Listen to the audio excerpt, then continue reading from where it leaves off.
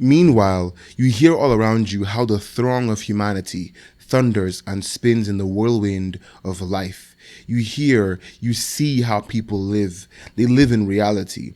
You see that life for them is not forbidden, that their life doesn't vanish like a dream, like a vision, that their life is eternally renewing, eternally young, and not a single hour of it resembles any other. Whereas how cheerless and monotonously banal is the timorous fantasy, the slave of a shadow, of an idea, the slave of the first cloud that suddenly obscures the sun.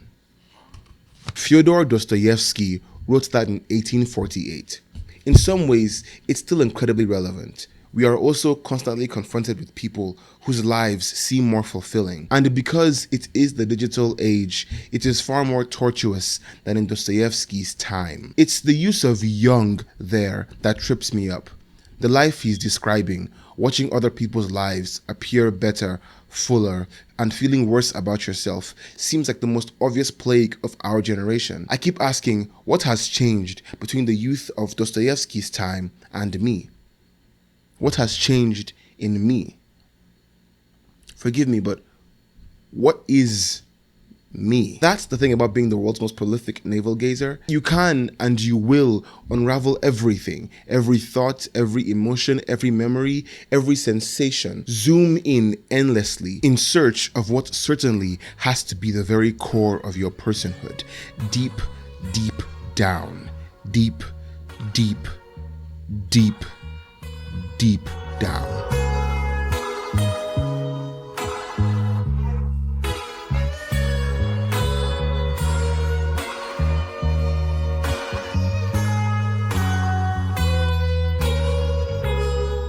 There's something really lonely about American suburbia. Ken Pomeroy said the devil is hiding in the Bible Belt.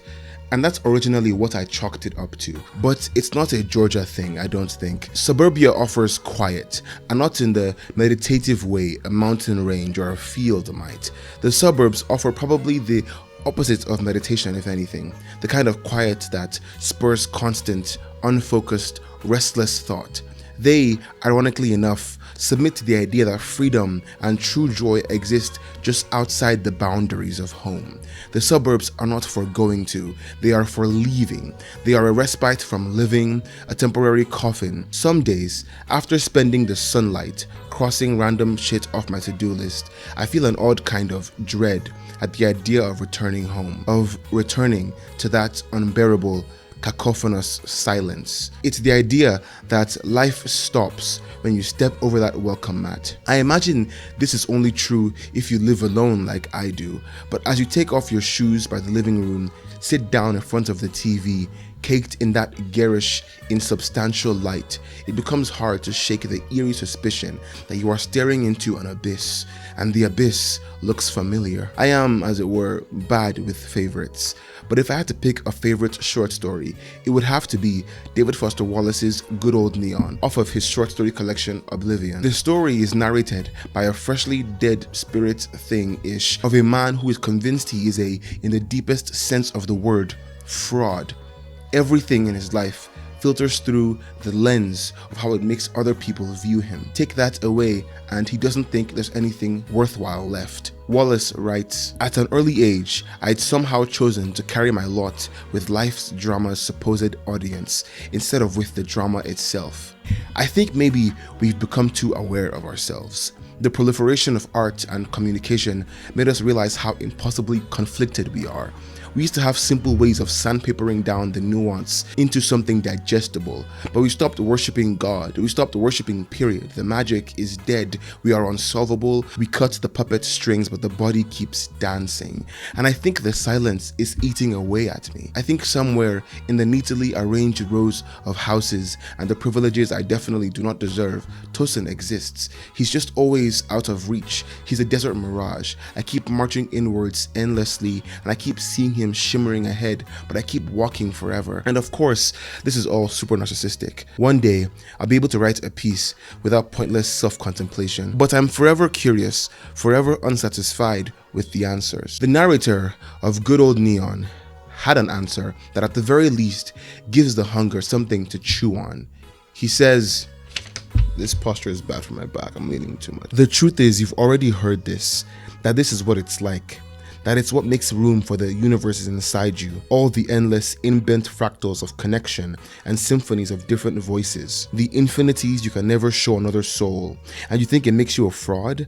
The tiny fraction anyone else ever sees? Of course you're a fraud. Of course what people see is never you.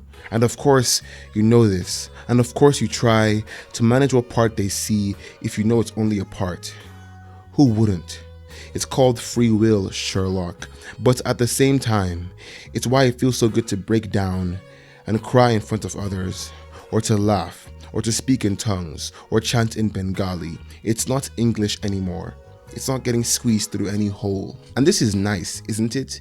It certainly makes me feel less alone. It's some comfort, I think. I'm like a baby without object permanence, constantly getting peekabooed with the fact that I am not remotely special in anything I'm feeling. This was supposed to be a video about my mom's air fryer and how cooking saved my life. But it's a better story than it is a confession. The truth is I haven't been cooking. I haven't even been writing like I should either. I haven't been doing anything. I go out, burn the daylight, come home, stare at the TV. I hate summer break.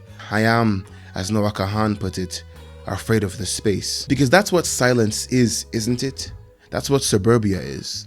That's what the feeling of being a fraud is. Space. A gaping lack. I don't know how we got here. I don't know if we were supposed to be like this. I don't think humans in the 250 years we've been humans have always felt like this. Something went wrong. Some strand in evolution forked the wrong way, and I don't know how to fix it. What are we? What are we? Dude, this could be like my new late night show. I'm like John Oliver, but uneducated. And I suppose this is where I talk about the internet. We are not new in our collective addiction. We jumped from radio hosts to television shows to social media, the last of which is a lie, by the way. There's hardly anything social about social media. You think you are talking to people, but you're talking to curated personality traits. It makes caricatures of us all. If it isn't obvious, I'm something of a Vlog Brothers fanatic. And on their podcast, I listen to John and Hank Green talk about the internet quite a lot. It always frustrates me listening to older millennials talk about these things. They spent most of their lives, I presume, without social media. For them, it is a miracle of science. They will acknowledge that it is caustic, but submit that the sheer connection it offers makes it a net positive. They're mostly right, of course. The only way I can talk with my family and my closest friend is through social media like Discord and WhatsApp. Here's what irks me. I don't think the internet is in the business of connecting us. That is a byproduct. The internet is a vacuum for us to spew as much noise into as we can. Most of us have nothing to say, but we've all been given a voice, incentivized to use it. It's a net positive, Mr. Green. Yes, but the thing being subtracted seems to be our sanity. I don't know. I think maybe visiting Times Square radicalized me. All those lights bearing down on me. I felt so small. So fleeting, like I was a number on an Excel sheet somewhere. Above, a neon skyline threw itself at me. Anything to get my attention. Joel McHale cooking show, The Great Gatsby on Broadway, T-Mobile 5-year price guarantee, Lil Wayne's new album, Solo Leveling, Coca-Cola, American Eagle, Sephora, SoundCloud Radio, Hot Girls Swim, Ed Sheeran YouTube ad, Pixar movie, will repair your phone, cracks and all, The Lion King, new Snapdragon processor, Olive Garden, Xbox, buy a Love NY t-shirt, beer, Staples, boxing, cats, Beyonce's ass. You will be happy. You will be happy. You will be happy. This is what the internet feels like to me.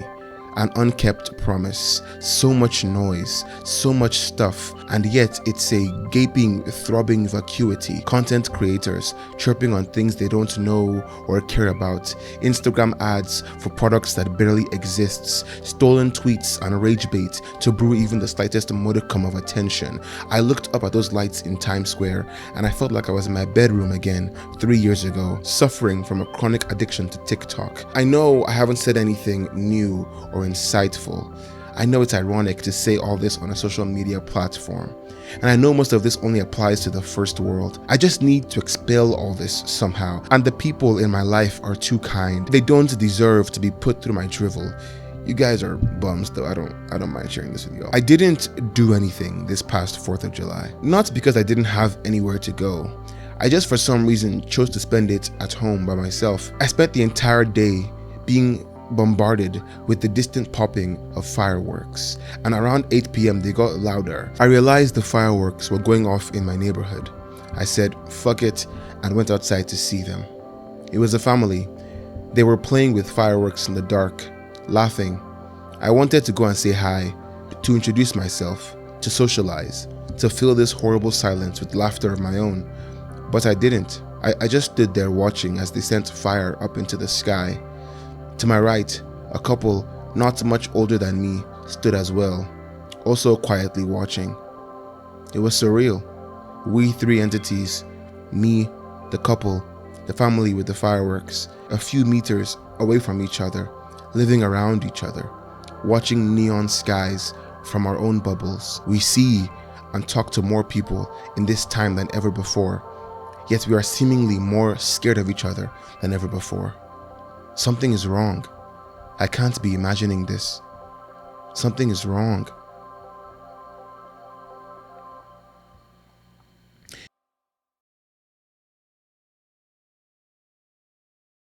And so I'm still inclined to ask, what changed between Dostoyevsky's time and ours? How do we fix whatever this is? I guess the right answer would be to just cut off the internet completely and go lay in the grass or some virgin shit like that. But somehow, that doesn't fully fill in the circle. We keep retreating into imaginary worlds, sometimes digital, sometimes musical, sometimes cerebral, and we keep being surprised when said worlds are insufficient. And I am generalizing, of course, and people are probably happy on average, and it is the safest time to be alive, and we are smarter now, are more connected. The suburbs are a relatively great place to live. More of us can read, less babies die in hospitals, we have vaccines, we die having lived longer lives, and we are all liars, all frauds, and it feels so good to break down and cry in front of others, or to laugh, or to speak in tongues, or to hope. David Foster Wallace thought an unimaginable peace existed outside of boredom, outside that terrible dread we keep trying to cover up with noise. I wonder if he ever found it. I wonder if maybe I've been seeing this wrong. If maybe the youth Dostoyevsky was describing, the one that is unvanishing, ever renewing, is not a raw truth, but an ideal for all ages to strive toward, to grow toward. Around my birthday last year, I started a novel called Don't Eat the Sun, Kid. If you can't tell, I primarily write character studies. I thought it would be my magnum opus. I worked on it for over a year of my life. A few months ago, I was reading through it, and it occurred to me that this character I was writing, this woman, who, or perhaps whom, I never said I was a good writer, guys, I had crafted flashback upon flashback for, built a family around, a world around, enough layers of personality to turn her opaque and seemingly three-dimensional. This character was a lie. This book was a lie. I had filled her up with so many zingers and quips and funny anecdotes, and in the space and in the silence, she washed away like a sandcastle at high tide. Unconvincing. I'm not a good enough man to let go completely, though. There is one passage that I like. You see, in the book, the protagonist is reading a letter from a girl she wronged. The letter was supposed to end with this passage. Let me tell you what I hope growing up is. Maybe when you are young, your soul, or subconscious if we're feeling fancy, starts comprised of big, big things. Fear, joy, anger. And then, as you grow up, the big things granulate over time, growing finer and finer, fine enough to slip through fingers, and for a moment, maybe teens to 20s, you lose track of all the pieces and come to believe you have been grained into nothingness. And then you close your eyes, because melancholy curtains the present, and because the fear of the dark is softer than that of the unknown. And then maybe 10, 20, 30 years pass and you open them, and maybe somehow, against your worst intentions, you are still in one piece, surrounded by the sands of your soul, and then who knows that there's a decay? God help us, who knows? Maybe you are everything. It could very well be that I'm choosing the easy way out with an answer like that. I mean, what the hell even is everything? But that's the thing about being the world's most prolific navel gazer. That's the thing about suburbia, about the internet, about us. There's all this space. We have to do something with it.